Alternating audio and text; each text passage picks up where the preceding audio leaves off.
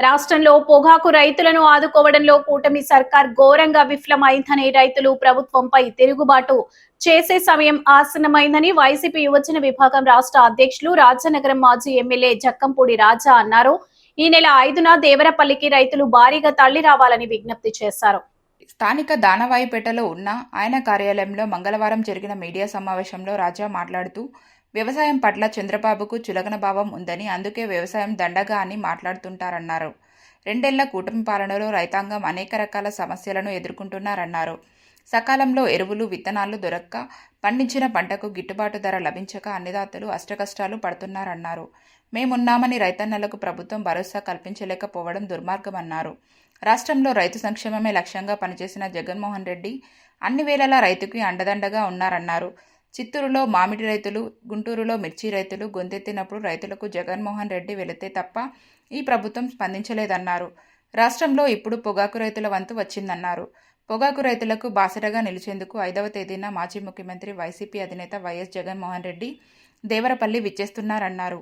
అక్కడ రైతులతో ముఖాముఖి నిర్వహించి వారి సమస్యలను తెలుసుకుంటారని, రైతులు భారీగా తరలి రావాలని కోరారు. పెద్ద ఎత్తున స్థానికంగా ఉన్నటువంటి వైఎస్ఆర్ కాంగ్రెస్ పార్టీ నాయకులందరూ కలిసి ప్రభుత్వానికి కనువిప్పు జరిగేలా పొగాకు రైతుల సమస్యల మీద పోరాటం చేస్తాము అని చెప్పి ఒక పిలుపునిస్తే సుమారు 1000 మంది రైతులు 1000కి పైగా ట్రాక్టర్లతో ఒక ర్యాలీని నిర్వహించి ప్రభుత్వం దృష్టికి వాళ్ళ సమస్యను తీసుకెళ్లేట్టుగా చేశారు. రేపు 5వ తేదీ నాడు జగన్మోహన్ రెడ్డి గారు రాబోతా ఉన్నారు దేవరపల్లి టొబాకో బోర్డుకి. ఇక ఇప్పుడైనా ప్రభుత్వం స్పందించకపోతే ఖచ్చితంగా ప్రభుత్వం ఇబ్బంది పడేటటువంటి పరిస్థితి వస్తుంది. రైతుల తిరుగుబాటుకి మీరు లోనవ్వక తప్పదు అనేటువంటి విషయాన్ని గమనించండి. మీరేదో జగన్మోహన్ రెడ్డి గారు ఎప్పుడైతే ఒక సమస్య మీద మాట్లాడతారో వెంటనే కంటి తుడుపు చర్యల కింద కేంద్ర ప్రభుత్వంతో మాట్లాడేశాం, 50,000 రూపాయలు వడ్డీ లేని అప్పు ఇవ్వబోతా ఉన్నాం అంటే మీ ముష్టి ఎవరికి కావాలని అడుగుతా ఉన్నాం. వడ్డీ లేని అప్పు 50,000 రూపాయలు ఇస్తావా?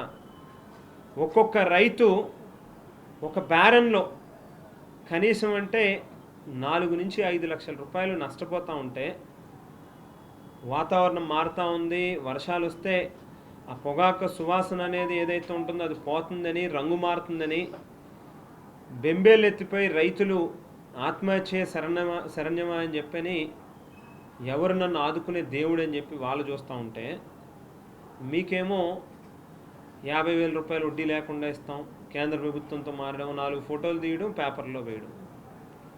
మీరు గవర్నమెంటు, మరో పక్కన కంపెనీలు ఏమో 1000 కోట్లు లాభాలు ఆర్జిస్తారు. రైతుల కష్టం గురించి రైతు ఎవరైనా మాట్లాడితే మాత్రం దానిని అవహేళన చేసి మాట్లాడేటట్టుగా చేస్తూ ఉంటారు. 1,00,000 కోట్ల రూపాయలు ప్రభుత్వాలకు ఆదాయం వస్తూ ఉంది వివిధ పన్నుల రూపంలో, ఇదే టొబాకోకు సంబంధించినటువంటి అంశం. మరి మీకేం నొప్పని అడుగుతా ఉన్నాం. కనీసం ఒక 300 కోట్లు 500 కోట్ల రూపాయలు ఆ రైతులకు సంబంధించినటువంటి పన్నుల్లో మీరు కలెక్ట్ చేసిన సెస్లో ఉన్నటువంటి అమౌంట్లైనా 400-500 కోట్ల రూపాయలు వాళ్ళకి ఖర్చు పెట్టి వాళ్ళకి ఆదుకునేటటువంటి కార్యక్రమం చేస్తే మీరేం నష్టపోతారని చెప్పని అడుగుతాం. ఇది మంచి పద్ధతి కాదు. ఇప్పటికైనా ప్రభుత్వం కళ్ళు తెరాలి, ప్రభుత్వానికి మనసు ఉండాలి, రైతు పక్షాన నిలబడాలి. దాన్ని డిమాండ్ చేస్తూ ఉన్నాం. జగన్మోహన్ రెడ్డి గారు కూడా రేపు 5వ తేదీ నాడు దేవరపల్లి బోర్డుకి వస్తూ ఉన్నారు కాబట్టి పెద్ద ఎత్తున రైతాంగం కూడా ఖచ్చితంగా వారితో పాటు అడుగులో అడుగు వేస్తే ప్రభుత్వం కళ్ళు తెరిచి మన వైపు చూస్తుంది అని చెప్పి అందరినీ కూడా ఈ కార్యక్రమంలో భాగస్వాములై విజయవంతం చేయాలి అని చెప్పి కూడా పిలుపునిస్తాము.